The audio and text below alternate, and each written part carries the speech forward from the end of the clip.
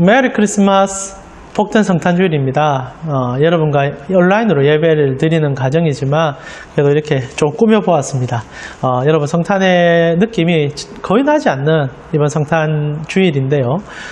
그리할지라도 여러분 마음속에는 구주 예수 그리스도께서 인간이 되어 오셨음이 가슴 떨림으로 여러분 속에 있었으면 좋겠습니다. 하나님을 섬기는 것이 얼마나 큰 기쁨인지, 하나님 앞에 나아가는 것이 얼마나 복된지 오늘 예배 가운데 느끼셨으면 좋겠고, 그 주님 끊임없이 찬양하며 높이며 그 주님 때문에 살아가는 여러분 되어지기를 정말 축원하고 기도합니다. 복된 성탄주일, 여러분 가족들끼리 한번 인사하면서 오늘 예배 가운데 들어갔으면 좋겠습니다. 메리 크리스마스 한번 인사하실까요?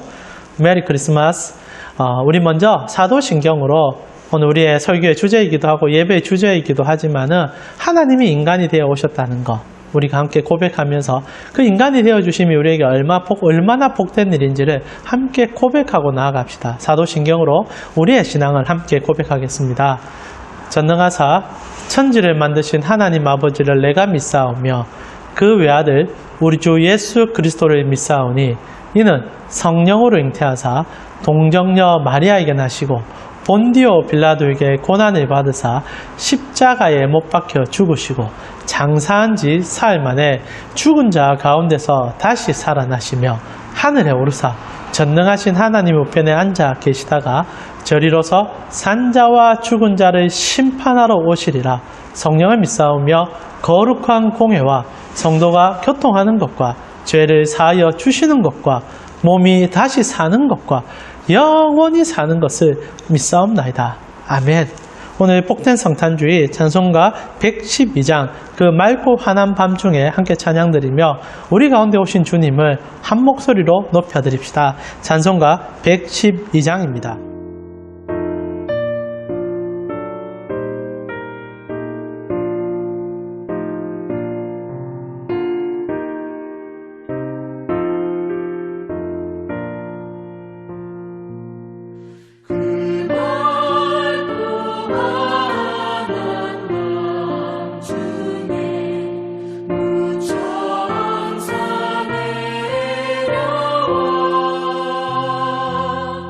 그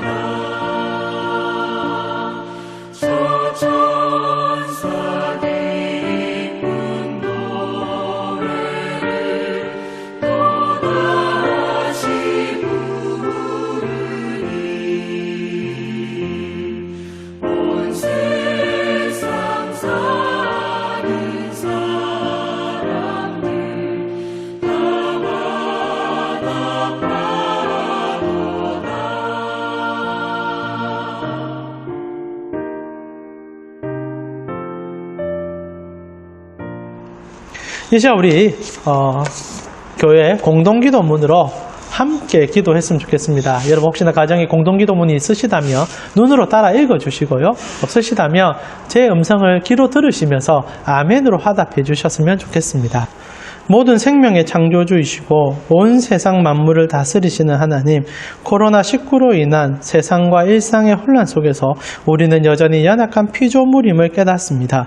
우리가 이 어려움을 극복하기 위해 할 수 있는 것이 있다면 그것은 오직 하나님만을 바라보는 것밖에 없음을 고백합니다. 이 모든 것을 다시 시작해 하실 수 있으시며 회복시킬 수 있으신 생명의 주관자이시며 온 세상을 다스리시는 하나님을 바라보며 기도하오니 우리의 기도를 들어 주시옵소서. 이 시간 코로나19 상황과 회복, 종식을 위해 기도합니다. 하나님, 전 세계가 코로나19 바이러스 감염으로 고통과 두려움 속에 있습니다. 소중한 일상의 회복을 위해 모두가 더 강력하게 사회적 거리를 유지해야 하고 마스크를 써야 하며 언제까지 진행될지 모르는 외롭고 힘든 싸움을 다시 시작하고 있습니다. 이 어려움의 상황 속에서 우리가 먼저 하나님께 나아가 간절히 기도하게 하옵소서. 여호와 라파, 치유의 하나님, 코로나19 바이러스로 확진된 자들을 치유하여 주옵소서. 또한 많은 의료진들과 보건당국자들에게 건강을 주시고 급변하는 상황 속에 하나님이 주시는 지혜로 가장 좋은 방법으로 환자들을 치료하게 해주소서. 하나님께서 원하시는 방법으로 코로나19 바이러스가 사라지게 하소서. 하루속히 백신과 치료제가 개발되고 전 세계에 원활히 공급되기를 원합니다. 코로나 사태가 종식되고 우리의 일상이 회복되게 하소서. 내가 내게 이르노니 너는 베드로라. 내가 이 반석 위에 내 교회를 세우리니 음부의 권세가 이기지 못하리라. 마태복음 16장 18절 말씀. 교회는 주님께서 세우시고 이끄심을 믿습니다. 가온교회가 2년 전 남산동으로 이전하여 하며 이곳에 서 있는 것은 주님께서 허락하신 이름을 믿사오니 우리가 드리는 주일 예배 가운데 성령의 기름 부으심이 있어 하나님의 임재를 경험하게 하시고 남산동을 하나님의 마음으로 섬길 수 있는 가온교회 되게 해주소서. 우리가 섬겨야 될 남산동에 복을 다하여 주옵시고 이 지역에 있는 수많은 우상과 썩어져가는 간습이 주님의 몸된 교회를 통해 정화되고 새롭게 되어 사라지게 해주소서. 코로나로 인해 전도의 문이 닫혀있지만 하나님께서 어떤 닫혀있는 문도 열 수 있는 분임을 아오니 복음에 목말라 하는 자들을 인도해 주시고 그들과 함께 하나님을 예배하게 해주소서. 교회의 재정이 잘 채워지게 해주시고 교회의 재정이 집행되어질 때 부끄러움 없이 투명하게 하옵시고 모아진 현금으로 구제, 인재 양성, 선교에 힘쓰는 보이지 않는 성전을 지어가게 하옵소서. 특별히 몸의 연약함과 병으로 고통받는 성도들 가운데 치료하는 광선을 비추사 속히 회복되어 온전케 되도록 도와주옵시며 구직과 이직 등 직장과 사업의 문제로 신음하는 성도들 가운데 길을 열어주시고 당면한 문제들이 속히 해결되게 하옵소서. 성도들의 가정과 일터에 하나님의 살아계심과 응답하심의 복을 더하여 주시고 세상의 왕같은 제사장으로 살아가게 하옵소서. 예배의 시간과 자리를 귀중히 여기고 하나님께만 집중하여 하나님의 음성을 듣고 예배하는 참된 예배자가 되게 하옵소서. 가온교회가 이 땅에 소외된 이웃인 난민, 이주노동자, 다문화가정, 위기가정, 취약계층에게 그리스도의 사랑을 전하는 통로로 귀하게 쓰임받게 하옵시고 여러 사회 문제들로 고통받는 이들의 안전한 피난처가 되게 하옵소서. 이를 위해 더 많은 후원자들과 봉사자들이 일어나게 하옵소서. 가온교회 모든 식구들이 하반기에 특히 성탄주일 더 기뻐하며 더 즐거워하며 더 주님께로 나아갈 수 있도록 인도하여 주옵소서. 이 모든 기도를 우리 구주 예수 그리스도의 이름으로 기도합니다. 아멘. 이 시간 우리 하나님의 말씀 함께 찾아보겠습니다. 마태복음 1장 18절에서 25절 본문인데요. 오늘 한 절만 읽겠습니다. 마태복음 1장 18절 우리 한 목소리로 한 절만 읽고 오늘 우리 구주 예수 그리스도라는 제목을 가지고 하나님 말씀 함께 나누겠습니다.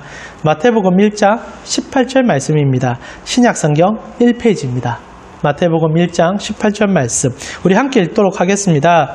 예수 그리스도의 나심은 이러하니라. 그의 어머니 마리아가 요셉과 약혼하고 동거하기 전에 성령으로 잉태된 것이 나타났더니.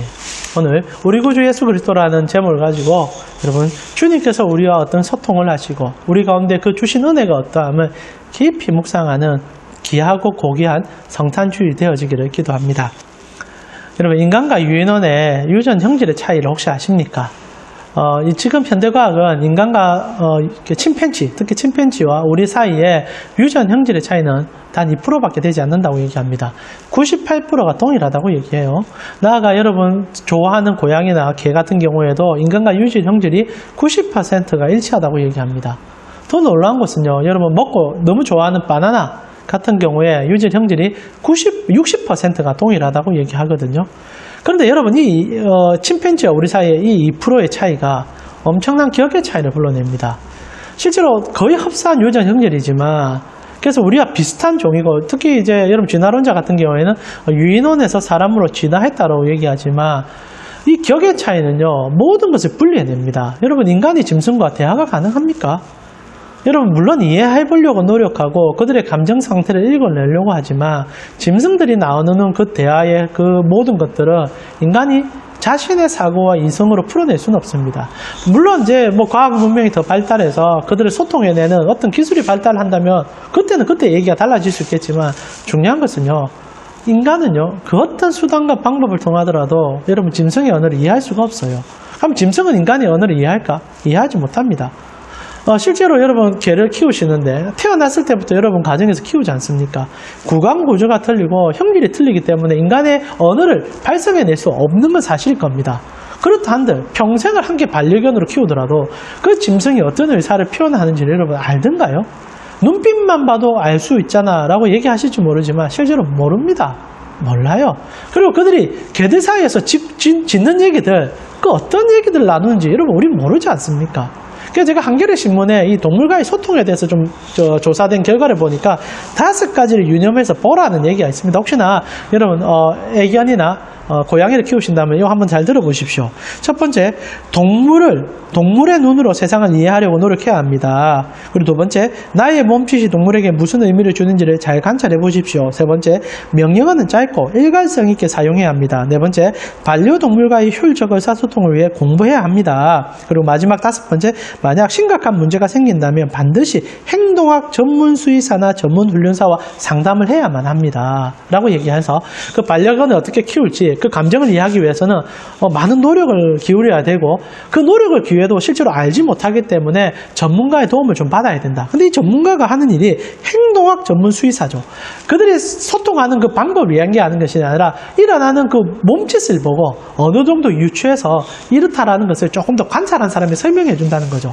엄밀하게 얘기해서 유전 행질이 90%나 닮아 있어도 소통이 안 된다는 얘기죠. 제가 너무 당연한 얘기를 하시지만 이거 당연하진 않거든요. 여러분 진화론을 특히 따른다면 이게 이상한 겁니다.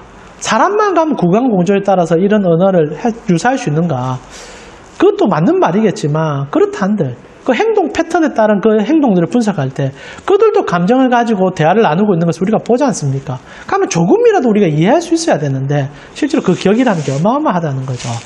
제가 얘기 드리는 것은 우리가 사람 사이에서도 나아가 우리의 종이 틀림과 격의 틀림 사이에서도 소통의 과정이 너무나 어려운데 같은 사람 사이에서도 그 속에 무슨 마음을 갖고 있는지 잘 모르지 않습니까? 언어로 표현해도 아다르고 어다른 것이 사람의 말입니다. 그런데 하나님과 우리 사이에 대화가 가능할까요? 하나님이 아라고 얘기한다면 인간이 아라고 알아듣는 것이 정말 가능한 일일까요? 우리가 살아가는 인간 사회 속에서 나아가 이 세상 속에서도 이것은 사실상 불가능하다는 것을 증명해내고 있지 않습니까? 그런데 사람은요 희한하게 하나님과 소통함이 간단하다고 생각하고 특별히 우리가 하는 모든 말들이 하나님의 귀에 들어갈 거라는 생각을 하고 있다는 겁니다. 여러분 이거 쉬운 일이 아니에요. 여러분 여러분이 키우는 애견이 왕왕왕왕 짖는데 여러분 그 마음을 100% 이해해서 그 마음을 이해해 줄 수 있는 거 그런다면 여러분 정말로 대단한 거죠. 근데 하나님 앞에 우리는 늘 말하고 있습니다. 근데 하나님 다 듣고 계시단 말입니다. 그러면서 실제로 우리는 믿어요. 하나님 100% 이해하실 뿐 아니라 150%, 200%도 이해하시고 우리가 말하지 않은 것까지 이해하셔서 우리에게 도와주신다고 생각하죠. 이게 진짜 가능한 일일까요? 그럼 우리는 이렇게 얘기합니다. 하나님이니까 맞습니다. 전지전능하신 분이시니 가능하지요. 그러나 성경은요. 그것이 단순하게 가능한 일은 아니었다라고 얘기한다는 거죠. 오늘 여러분과 제가 처음 시작이 좀 어려운 질문으로 시작하는데 이런 철학적인 질문, 어떻게 인간은 하나님과 소통이 가능한가, 어떤 대화를 나눌 수 있었던가, 그것을 좀 알고 싶은 거예요. 그것이 오늘 그리스도께서 우리 가운데 오심으로 보게 되는 은혜라는 겁니다. 결론부터 얘기하면 예수님께서 인간이 되셨기 때문에 그분을 통하여 우리는 하나님과 대화가 시작됩니다. 그러나 이렇게 쉽게 얘기하기에는 그분이 담고 있는 그 은혜가 어마어마하다는 거죠.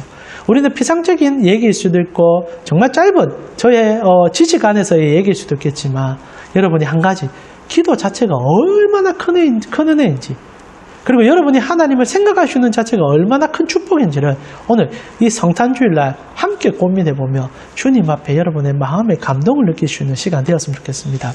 실제로 가면 제가 여러분과 이 질문을 하고 싶습니다. 사람은 하나님과 소통이 가능한가? 성경은요, 안 된다라고 분명히 못 받고 있습니다. 아무리 하나님이 자신을 가르쳐주고 싶어도 사람은 모릅니다. 나아가 사람은 그러면 하나님 앞에 말을 할 수 있는가? 그것도 사실상 불가능합니다. 그래서 성경이 소통하는 부분들이 나옵니다. 하나님께서 특별한 특히 그의 종들에게 말씀을 하시거든요. 그리고 그들은 또 하나님 앞에 대화를 나눕니다.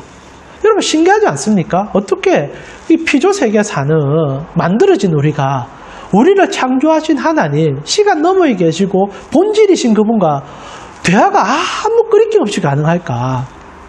이런 질문 자체가 여러분 이상하다 생각이 들 건데 실제로 성경은 그것이 불가능하다 얘기하거든요. 특히 모세가 하나님을 만났을 때 하나님은 거기에 대해서 분명히 선을 긋습니다. 하나님을 만나 배우고자 여러분 우리가 지금 출애굽기 보고 있지 않습니까? 그의 산에 오를 때 하나님이 이렇게 얘기합니다. 큰일 난다고. 왔다가 너희가 큰일 난다고. 잘못하다가 죽을 수 있다고. 하나님의 음성 자체가 우리를 죽일 수도 있다는 사실 여러분 혹시 생각해 보셨습니까? 실제로 인간의 귀가 듣는 이 대역폭은요 굉장히 짧습니다. 여러분 인간이 모든 소리를 다 들을 수 있다면 미칠 수 있다라는 그런 제가 그걸 또 봤거든요. 여러분 인간은요 들을 수 있는 주파수 대가 딱 정해져 있어서 참 감사하다 생각합니다. 지구가 돌아가고 있지 않습니까? 이게 소리가 날까요 안 날까요? 우주에 많은 행성들이 돌아가고 있지 않습니까? 물론 여러분 공기를 통하여 소리가 전달되는 것을 우리 귀로 듣지 않습니까? 그래서 우리 귀로는 못 듣는 게 너무 많습니다. 초음파 같은 거 우리 못 듣잖아요. 박쥐는 초음파로 대화를 나눈다 하는데 돌고래도 초음파로 나눈다 하는데 그 소리 절대 못 듣습니다. 들으면 큰일 납니다. 그래서 하나님께서 우리에게 들을 수 있는 대역폭을 주셨잖아요. 그래서 지구가 돌아가는 소리라든지 이 세상에 어떤 우리의 귀에 들어가지 않는 수많은 소리들을 우리 다 차단해서 듣게 되어서 이 정도 살아갈 수 있는 거죠. 그만큼 우리는요 낮은 자들입니다. 이 지구 안에서는 대단한 존재 같지만 실제 우리 눈으로 보는 것 세계 프리즘을 통해서 분산된 빛이 반사되어서 보는 게 전부거든요. 그러나 그 빛을 뚫어 나아가는 것들 뭐 간단하게 엑스라이라든지 이런 뭐 감마선, 알파선 인간의 눈으로 파악이 안 됩니다. 그런데도 우리가 하나님을 본다라고 얘기하고 하나님의 음성을 듣는다 말하는 것은 정말 우스운 얘기죠. 하나님이 지금 어떻게 우리에게 얘기하는지는 모릅니다. 하나님을 볼 수도 없는 것이 사실이죠. 그래서 성경은요 초주일간 하나님과 소통도 불가능할 뿐 아니라 그분 볼 수 없다라고 얘기하죠. 단순히 전능하시기에 우리에게 맞추어서 얘기한다. 근데 이게 엄청난 기적이거든요. 근데 그 기적이 어떻게 시작됐는가? 무엇으로부터 주어졌는가? 이것이 성경이 담고 있는 우리에게 주는 복음의 얘기입니다. 실제로 성경을 보면요. 이 하나님에 대해서 너무나 궁금해하고 알고 싶어하던 인간이 처음으로 하나님의 존재성에 대한 질문을 던진 것이 성경에 나옵니다. 그 인물이 모세라는 인물이죠. 가장 하나님과 많은 대화를 나누었던 인물입니다. 그때 모세가 처음으로 하나님을 만났을 때 여러분 성경 좀 아시는 분들은요. 그가 하나님 앞에 했던 질문 잘 아시죠? 당신의 이름이 뭡니까? 내가 당신 만났는데 내가 사람들에게 당신 소개해주고 싶고 이제 그 이스라엘 백성들을 구원해내기 원하신다면 내가 당신을 설명해내야 되는데 당신은 도대체 누구십니까? 당신은 어떤 분이십니까? 그래서 이름을 가르쳐달라고 얘기하죠. 이름이라는 것은 많은 것을 내포합니다. 그 존재를 가르쳐주고 그가 어떤 것인지 알 수 있게 해주는 게 그 이름 아닙니까? 근데 이게 불가능하다라는 것이 하나님의 답이었습니다. 여러분 하나님께서 자기 이름을 이렇게 얘기하거든요. 출애굽기 3장 14절을 보니까 하나님이 모세에게 이르시되 나는 스스로 있는 자니라 또 이르시되 너는 이스라엘 자손에게 이같이 이르기를 스스로 있는 자가 나를 너희에게 보냈다 하라 라고 얘기합니다. 하나님이 자신의 이름을 나는 스스로 있는 자다. 이 번역을 너무 잘했어요. 원어로 보면 스스로 있는 자라는 표현이 아니라 나는 나다라고 되어 있습니다. 영어로 표현하면 뭐 I am, who I am, 뭐 아니면 that I am 이렇게 표현될 겁니다. 하나님께서 당신을 소개하는데 나는 나야 이게 끝입니다. 여러분 굉장히 교만한 발언일 수도 있거든요. 왜냐하면 누군가가 여러분에게 자신을 소개하는데 나는 나야 나는 나야 이런다면 그는 엄청난 자신감이나 내 자신 자체가 그만큼 증명되어지고 있다는 것을 보여주는 말이겠죠. 예수님께서는 하나님께서 그렇게 설명하는 것은 그런 류의 발언이 아닙니다. 나는 나다라는 말은요, 그것만으로 설명이 가능하기 때문이죠. 모른다는 말입니다. 첫째, 모세 너에게는 아무리 설명해도 알 수가 없다. 그래서 그냥 나는 날 뿐이야 라고 설명해내는 것이 전부였다는 거죠. 자, 여러분 어려운 얘기를 했지만 중요한 건 이겁니다. 하나님을 이해할 수 없다는 것과 하나님이 어떤 말을 해도 인간은 알아들을 수 없다는 것. 나아가 우리가 하는 말을 하나님이 알아듣는다라는 것은 그의 전능성에 가능한 얘기일 수 있겠지만 사실상 불가능할 수 있다는 것. 그런데 놀라운 일이 생기게 됩니다. 오늘 본문이죠. 이 모든 이 간격이요, 한 사건 때문에 하나가 되어 소통의 단계로 들어갔다는 겁니다. 그것이 여러분과 제가 읽은 마태복음 1장 18절 얘기입니다. 한번 제가 읽어드리겠습니다. 예수 그리스도의 나심이 이러하니라. 그의 어머니 마리아가 요셉과 약혼하고 동거하기 전에 성령으로 잉태된 것이 나타났다. 자, 여기는 먼저 신적인 얘기들이 등장합니다. 먼저 예수님이 이 땅에 오셨는데 그분은 그리스도다라는 얘기를 마태가 하고 있습니다. 여러분, 그리스도란 말은 제가 여러분과 자주 얘기하지만 메시아라고 이해하면 쉬울 겁니다. 메시아라는 단어는요, 온 인류가 지금 공존하고 이해하고 있는 단어 아닙니까? 신의 대리인, 그리고 신의 뜻을 행한 분. 그래서 우리를 영원한 나라로 데리고 가는 그분, 메시아라고 얘기하고 있죠. 근데 그분이 어떤 분이냐? 성령으로 잉태한, 성령이라는 것은 하나님이십니다. 하나님으로 나오신 하나님이다라는 얘기를 오늘 본문에 해주고 있죠. 그러면서 두 가지 단어를 우리에게 던져주는데 성탄절에 우리가 붙잡고 싶은 단어입니다. 그것이 첫 번째 나심, 그리고 두 번째 잉태라는 거죠. 자, 우리 다시 근본적인 질문으로 돌아갑니다. 하나님과 우리가 어떻게 대화가 가능해지게 되었고, 우리가 하나님을 생각할 수 있게 된 것과 하나님 앞에 지금 무슨 말을 하더라도 하나님이 어떻게 듣게 되었는가? 이것이 예수님께서 나셨기 때문이라는 사실이죠. 여러분, 예수님께서 오늘 본문에 나심이라고 표현하고 있습니다. 이 나심이라는 단어는 게네시스라는 단어인데, 헬라어로 이것은 시작, 근원, 그리고 족보 이런 의미로 사용되는 단어입니다. 자, 하나님이 계시는데 오늘 성경은 무슨 얘기를 하냐면 하나님이 나셨다라고 얘기하는 겁니다. 여러분, 왜 하나님은 하나님이라고 부르는지 아십니까? 그분이 왜 스스로 있는 자라고 부르는지 아십니까? 그분은 나심이었기 때문입니다. 그분은 처음부터 그냥 계셨던 분이에요. 우리와 다릅니다. 우리는 다 태어납니다. 우리는 존재가 무언가로부터 유지가 되고 있습니다. 그러나 그분만은, 그래서 여러분 그 아리스토텔레스가 이런 얘기 하지 않습니까? 부동의 동자다. 그분은 그냥 근원이다. 그분은 힘의 덩어리시다. 어떻게 보면 정말 인간의 빈약한 사고 속에 조금의 진보일 줄 모릅니다. 그것도 하나님이 아니에요. 그러나 중요한 것은 그 분이 오늘 성경에 나셨다라고 얘기하는 겁니다. 인류의 시간표 안에 어느 한 시점에 만들어진 거예요. 생성이 되었다는 얘기입니다. 이것이 왜 기적이냐? 하나님께서 인류의 한 시간표에 들어오셔서 놔주시는 바람에 인간은 이제 하나님을 보게 되었다는 거죠. 여러분, 하나님은요, 실제로 볼 수 없는 분입니다. 그분은 보시는 분이지 보여줄 수 있는 분이 아니에요. 근데 오늘 여러분과 제가 읽고 있는 마태복음 1장 18절의 얘기는 드디어 하나님을 보는 일이 생겼다는 것이 기록이 되고 있다는 거죠. 이것은 엄청난 역사적 변화의 얘기입니다. 그래서 실제로요, 성경은 분명히 그 얘기를 합니다. 여러분, 한번 제가 말씀 한번 읽어드리겠습니다. 요한복음 여러분 1장 18절에 보니까 본래 하나님을 본 사람이 없으되 아버지 품속에 있는 독생하신 하나님이 나타났다라고 얘기합니다. 자, 첫 번째, 사도 요한이 우리에게 전달하는 메시지를 잘 한번 보십시오. 하나님을 본 사람이 없다. 여러분, 인류 가운데 하나님을 본 사람은 아무도 없습니다. 모세도 하나님 못 봤어요. 성경에 표현하는 거 하나님을 봤다는 사람은 아무도 하나님을 본 사람이 아니라는 겁니다. 그러나 성경은 이 얘기를 합니다. 그런데 예수님이 나셨기 때문에 하나님을 본 거다라고 얘기하죠. 여러분, 어렵죠? 그러나 중요한 것은요, 예수님이 오는 그 나심이라는 한 단어가 지금 하나님을 보는 그 영광 가운데로 우리를 끌어주고 있다는 겁니다. 그래서 예수님도 직접 자신에 대하여 이렇게 설명을 해내십니다. 요한복음 14장 9절을 보니까 예수께서 이르시되 빌립아, 내가 이렇게 오래 너희와 함께 있으되 네가 나를 알지 못하느냐? 나를 본 자는 아버지를 보았거늘 어찌하여 아버지를 보여달라고 하느냐? 빌립이라는 이 제자가 예수님이 하나님 좀 보여주세요 라고 부탁을 하는 겁니다. 그런데 이제 예수님이 하는 말은 첫 번째 중요한 것은 하나님 보일 수가 없어요. 여러분, 우리의 눈과 우리의 이성과 우리의 사고로 하나님을 알 수가 없습니다. 근데 예수님이 하신 얘기, 네가 지금 내보잖아. 그러면 너는 하나님을 본 것과 같은 거야. 이 놀라움입니다. 그 예수가 도대체 무엇이기에, 어떤 분이시기에 지금 이 얘기를 해내냐는 겁니다. 예수 존재 자체가 하나님을 보는 자리와 하나님과 대화하는 자리와 하나님 앞에 설 수 있는 그 모든 것이 이 한 분 때문에 이루어진다는 것을 그분이 설명해낸다는 거죠. 그래서 실제로 예수 그리스도의 오심은요, 여러분이 하나님 앞에 가게 되고 하나님이 우리 가운데 오게 되는 유일한 소통의 길이 되어지는 분이라는 것을 여러분 꼭 붙잡아 주셔야 합니다. 그래서 예수님께서 분명히 얘기해 주잖아요. 요한복음 14장 9절에 6절에 예수께서 가라사대 가르쳐 줍니다. 내가 곧 길이요 진리요 생명이니 나로 말미암지 않고는 아버지께로 올 자가 없다. 오직 예수님 한 분만 우리가 통할 때만, 그분의 길을 걸어가고 그분의 삶을 들어가고 그분을 우리가 경험할 때만 하나님을 보고 하나님께 대화할 수 있고 하나님께 나아갈 수 있다는 이 놀라운 사실을 예수님이 설명해 준다는 거죠. 다시 한번 설명하지만 이 땅에 하나님을 볼 수 있는 자는 없습니다. 하나님께 대화를 나눌 수 있는 자는 더욱더 없습니다. 여러분의 모든 기도가 사실상 그것은 그냥 여러분이 떠드는 말밖에 되지 않습니다.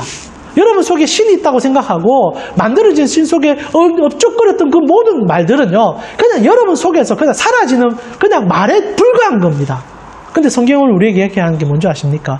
그 모든 것이 이 땅에 예수님이 오는 그 순간부터 진짜 하나님 앞에 들어가기 시작했고 하나님이 듣기 시작했고 하나님이 우리 가운데 함께하기 시작했다는 거죠. 이것이 성탄의 가장 큰 은혜입니다.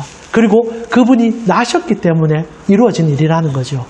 인간의 역사 속에 들어오는 그 시간, 하나님은요, 우리 속에 보이기 시작했다는 겁니다. 나심이라는 단어가 볼 수 있다는 단어와 여러분 연관성을 잡아주셔야 합니다.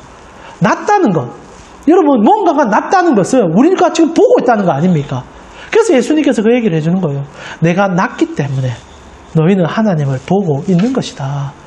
매우 철학적이고 어려운 얘기일 수 있지만 여러분 정확하게 붙잡아야 됩니다. 이 성탄의 기쁨은 단순히 예수님께서 인간이 되어 낮아져서 그 낮아지심 속에서 우리를 보여주셨다는 그 정도의 가치가 아니라는 겁니다. 지금 예수님이 인간이 되신 것은 하나님과 우리 사이에 절대 연결될 수 없는 이 간격을 그 한 분 때문에 연결되었을 뿐 아니라 놀랍게 소통의 과정으로 들어가게 됐다는 겁니다. 이것이 성경이 우리에게 가르쳐주는 복음이에요. 그래서 여러분 하나님을 볼 수 없습니다. 근데 이제 우리 그리스도인들은 말합니다. 내가 하나님을 배웁습니다. 내가 하나님께 기도합니다. 그럼 이 모든 은혜가 어디서 시작되는가? 예수님이 하나님께서 사람으로 나셨기 때문에 가능하다는 그 사실. 성탄절에 여러분이 가슴이 뛰어야 되는 것은 아기 예수를 보는 것도 중요하지만 더 중요한 것은요, 그분이 우리 가운데 오셨기 때문에 내가 할 수 있는 모든 신앙 행위가 가능해졌다는 것. 그것이 너무나 중요한 가치라는 겁니다. 나가 두 번째, 잉태라는 단어를 한번 붙잡아 봅시다. 여러분, 잉태라는 단어, 이 한자로 보면 그냥 태어나다는 두 단어, 중의적인 단어를 쓰고 있는데 헬라어도 같은 이제 두 단어를 씁니다. 그러나 헬라어로 보게 되면 자궁 속에 들어가셨다라는 단어를 쓰고 있습니다. 그러니까 하나님께서 나셨지 않습니까? 시간 속에서 보여주심으로 오셨는데 더 놀라운 사실은 그분이 잉태 과정을 경험했다고 성경은 얘기한다는 거죠. 이것 또한 우리에게는 충격을 넘어서서 엄청난 기적과 같은 일로 우리에게 다가와야 된다는 겁니다. 여러분, 제가 도발적인 질문을 하나 하고 싶습니다. 여러분, 하나님께서 우리 가운데 오실 때 선택 방법이 잉태밖에 없었을까요? 저는 아니라고 생각합니다. 하나님께서 우리 가운데 올 때 선택할 여러 가지 방법들이 있으셨을 겁니다. 여러분, 첫사람 아담이 어떻게 지원받았는지 혹시 아십니까? 성경 우리에게 얘기하기를 첫사람 아담은 가장 완전한 성인으로의 모습으로 태어났다라고 만들어졌다고 얘기합니다. 그래서 그는 만들어진 그날 혼인을 할 수 있었고 그리고 모든 행동들을 할 수 있었다고 말하죠. 그는 갓난아이의 생활들을 경험하지 않았던 유일한 인류입니다. 그래서 여러분, 신학이라는 것이 참 어찌 생각해 볼 때 좀 유치한 것 가지고 의논을 할 때가 참 많은데, 특히 중세 철학, 중세 신학 중에 논박이 가장 치열했던 것 중에 하나가 이 아담은 배꼽이 있었을까 없었을까 가지고 논박을 많이 했던 거 혹시나 여러분 아십니까? 배꼽이라는 것은 여러분 탯줄을 통하여 그 부모로부터 내가 연결되어 있음을 가르쳐주는 하나의 증거물 아닙니까? 그러나 아담은요, 하나님의 말씀으로 지어졌거든요. 그래서 신학자들이 고민한 거예요. 아담은 배꼽이 있을까? 이런 고민 필요 없는 고민인데 했던 거죠.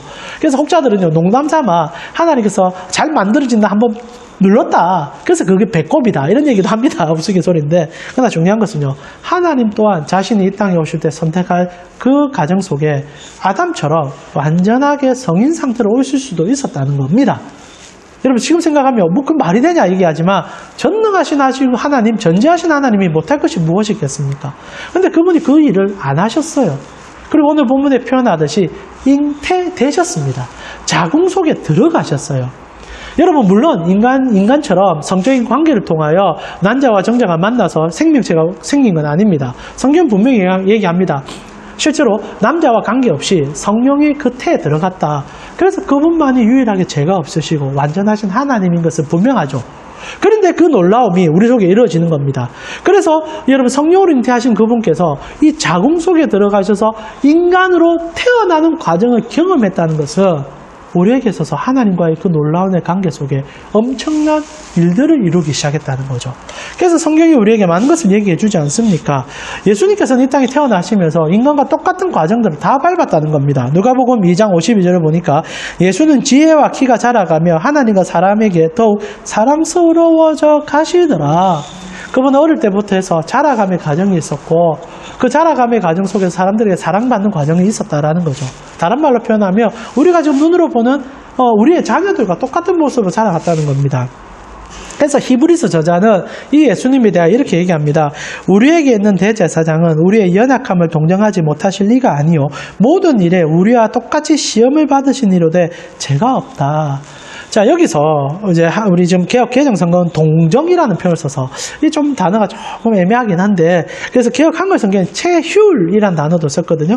근데 이 단어의 뜻이 뭐냐면 고생하다, 함께 겪다라는 의미입니다. 그러니까 예수님께서 이 땅에 오심을 통하여 잉태되는 그 과정 속에 우리와 똑같은 모든 것을 경험하기 위해 이 땅에 왔다는 거죠.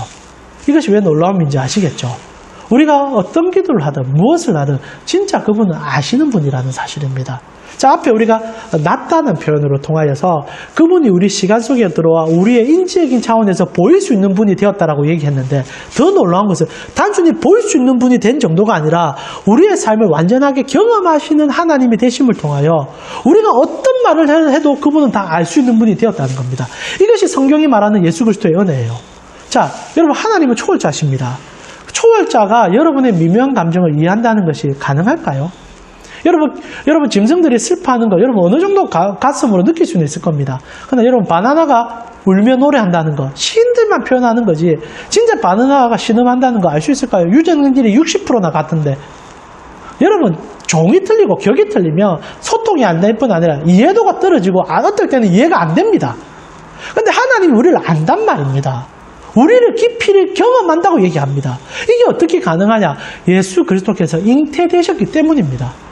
모태부터 삶의 희노애락을 다 경험하시고 그리고 나아가 죽음까지도 경험하셨던 그분이 더 놀라운 것은 인간의 모든 절망의 상황에서 부활까지 경험하시며 여러분 하나님이 죽는다는 자체도 불가능한데 죽으신 그분이 다시 스스로의 힘으로 살아나셨다는 것이 성경이 믿고 우리가 가르치고 우리가 알고 있는 예수 그리스도의 은혜 아닙니까? 이것이 기적이죠, 기적. 이것이 우리 가운데 주어짐을 통하여 하나님께서 우리에게 하고 싶은 그 얘기는 나는 너희를 안다 그겁니다. 하나님이 여러분에게 안다라고 말할 때 단순히 피상적인 여러분이 친구를 안다는 표현만 달라요. 진짜 아는 겁니다. 내면의 기쁨, 슬픔, 눈물 다 아는 겁니다. 전지하신 그분이 전능하신 그분이 우리의 시간 속에 오셔서 우리와 함께하는 그 순간 그분은 진짜 모든 것을 아시는 분이에요. 그래서 우리의 기도가요 단순히 우리의 마음을 담아서 하는 기도를 넘어서서 우리의 모든 것까지 이해해주는 분에게 나아가는 은혜가 여기서부터 시작됩니다. 이것이 예수 그리스도께서 나심과 잉태하심 속에 들어있는 놀라운 비밀이라는 사실이죠. 여러분 확실합니다. 여러분이 어떤 기도를 해도 하나님은 다 합니다. 여러분 성경에 나타나는 가장 큰 기적은요 여러분에게 말씀드리지만 사람을 고치시고 무리를 걷고 그 정도가 아닙니다. 그것은요 하나님 안에서는 기적이 아닙니다. 그냥 일상의 행동들입니다. 그러나 더 중요한 것은요 하나님이요 피곤하여 잠들었다는 것 하나님이 배가 고파서 밥을 먹었다는 것, 하나님이 너무 가슴이 아파서 눈물을 흘렸다는 사실, 하나님이 어느 날 너무 기뻐서 박장대소를 하셨다는 사실, 인간의 감정을 그대로 표현해내시며 그대로 행해 주셨다는 것, 이분이 독생하신 예수 그리스도 안에 있는 하나님의 영광이라는 사실입니다. 그래서 하나님이요, 이 설교를 듣고 계신 여러분을 진짜 압니다. 그리고 여러분의 기도를 들으십니다. 이것이요, 단순히 여러분이 그냥 아무 때나 해도 되는 일이 된 것은 그리스도께서 나시며 잉태하시며 나아가 죽으시며 부활하셨기 때문에 일어난 일이죠. 결국 예수님의 부활은요, 단순히 지금 살아가는 우리에게만 효용성이 있는 것이 아니라, 앞에 제가 말씀드렸지만 예수님이 오심을 보지 못했던 그 모세 때부터, 아니 그 전부터 그분은 시간 위에 올라가심을 통하여 부활하심을 통하여 전 인류에게 그 효용성을 드러내게 되었다는 것. 이게 좀 더 신학적인 얘기입니다. 여러분 부활절에 제가 다시 여러분에게 풀어드리고 싶습니다. 중요한 것은요, 하나님을 봤다라고 얘기하는 모든 자들은 예수를 본 겁니다. 하나님 앞에 대화를 나눴다는 것은요, 예수와 함께 나눴던 겁니다. 근데 여기서 우리가 어려운 질문을 하나 할 수 있습니다. 하나님은 전지전능하시니까 이런 가정이 없어도 알 수 있는 거 아닙니까? 왜 이렇게 불편한 가정을 그분이 하셨어야만 됩니까? 그러나 중요한 가치가 여기서 드러나죠. 이 예수 그리스도께서 인간이 되어셔서 나심과 잉태하심을 경험한 것은 하나님의 철저한 공의와 사랑을 동시에 성취했다는 사실이죠. 하나님은 단순히 말로 모든 것을 행하는 분이 아니다라는 사실이 증명이 되어졌습니다. 아까 제가 말씀드렸던 충분히 하나님께서는 알 수 있습니다. 진짜 전지전능하십니다. 그래서 이런 과정이 없어도 인간의 감정, 인간의 생각 다 이해할 수 있습니다. 근데도 그분이요, 인간이 되어서 진짜 우리 가운데 오셨던 것은요, 그만큼 우리가 가지고 있는 죄의 깊이가 깊다는 것 아니겠습니까? 이거는 제가 여러분과 다음에 한번 풀고 싶습니다. 그러나 더 중요한 것은 이렇게 오셨던 그분이 우리를 너무 사랑하셔서 우리와 가장 같음을 경험하셔서, 그리고 그 사랑의 완성으로 대신 죽어주시고 대신 살아나셔서 부활의 영광 가운데 우리에게 다시 와주셨다는 것 아니겠습니까? 성탄의 기쁨은 하나님이 우리 가운데 오셨다는 그 은혜가 그 놀라움 속에서 하나님을 경험하게 되었고 하나님 앞에 기도하게 되었고, 그리고 우리가 하나님을 영원히 볼 수 있는 은혜까지 가게 해줬다는 그 놀라움이 이 속에 다 들어있다는 거죠. 그래서 여러분, 디모데 전서 2장 5절에 이런 얘기로 우리에게 도전하고 있습니다.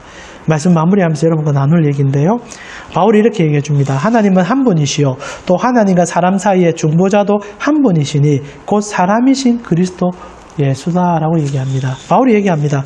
하나님과 사람 사이에 예수만이 중보자다. 여러분, 중보란 표현 안 쓰거든요. 성경에서만 나오는 표현이고 일상 용어에서 쓰지 않는 표현이죠. 그래서 이 중보라는 표현을 실제로 헬라어로 보게 되면 메시테스라는 단어는 메시테스라는 단어인데요. 이 단어는 중보라는 의미가 맞습니다만은 현대적인 의미를 조금 더 바꾸어 본다면 중재인, 중개인 이렇게 보시면 됩니다. 그래서 사전적 의미로 보면 평화와 우정을 형성하거나 회복하기 위해서 또는 계약을 성립시키기 위해서 언약을 비준하기 위해 둘 사이에 개입하는 자이며 전달하는 매개체를 이 메시테스라는 단어로 사용하고 있다는 거죠. 예수 그리스도께서 나시고 잉태한 것은 하나님과 우리 사이에 중개인이며 그리고 그분과 사이에 다리의 역할이 되어줬다는 겁니다. 이제 여러분이 이 기쁨을 여러분의 일상 속에서 누리고 계시는 거죠. 말씀 마무리하고 싶습니다. 여러분, 기도하시면 그 은혜가 단순히 하나님 앞에 가고 있다고 생각하시면 안 됩니다.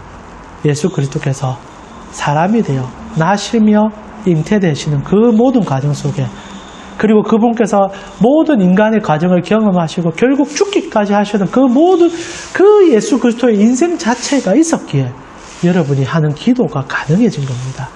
주님, 너무 힘듭니다라는 말 자체가 하나님의 귀에 들리고 하나님이 그 마음을 이해하여 여러분에게 그 길을 열어주는 것은 그리스도께서 죽어주셨기 때문에, 그리스도께서 부활하셨기 때문에, 나아가 그리스도께서 인간이 되어 우리 가운데 오셨기 때문에 일어나는 거죠.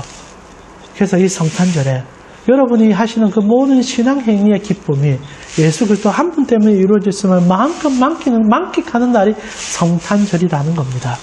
사랑하는 우리 강규 성도님, 오늘 매우 철학적이고 어려운 설교이긴 하지만 여러분 정확하게 설명해 드리고 싶습니다.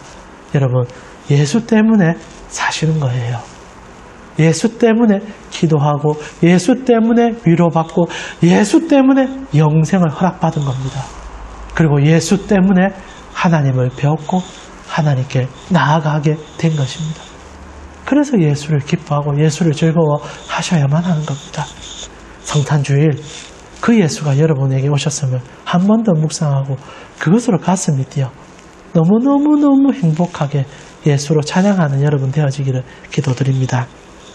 이 시간 우리 찬송가 115장 기쁘다 구주 오셨네 찬양 드릴 때 나심과 잉태라는 이 단어를 붙잡으시고 주님이 오심이 얼마나 큰 감격인지를 다시 한번 여러분의 입으로 노래하셨으면 좋겠습니다. 찬송가 115장입니다.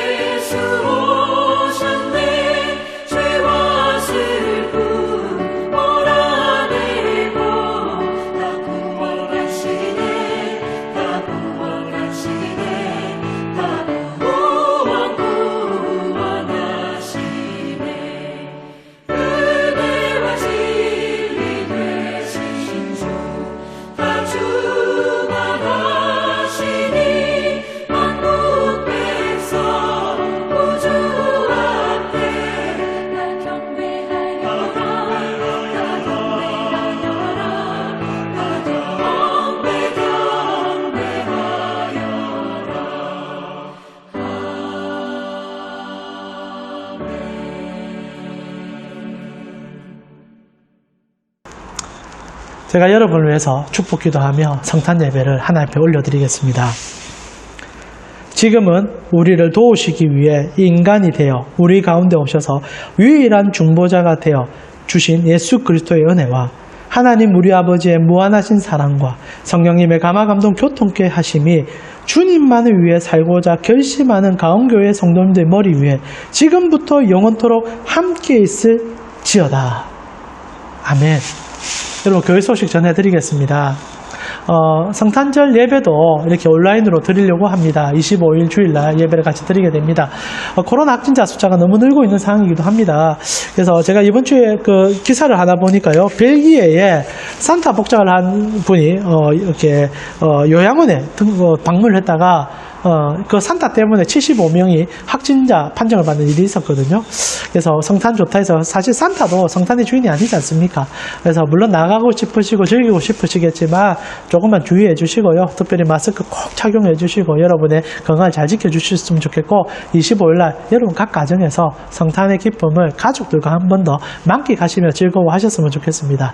그리고 나아가 우리 모든 모임은 코로나 이 단계가 조금 더 떨어지는 것을 지켜보면서 진행하려고 합니다. 그래서 각 가정에서 기도해 주시고 공동의회도 아마 1월로 연기가 될 것 같습니다. 그때까지 여러분 기도해 주셔서 가온교회가 이렇게 잘 하나님 앞에 성장해 갈 수 있도록 여러분의 마음을 담아서 기도해 주셨으면 좋겠습니다. 기쁜 성탄 우리 가운데 나시고 잉태하신 그분으로 여러분의 가슴이 더 떨리는 이 주일이 되었으면 좋겠습니다. 한 주간 승리하십시오.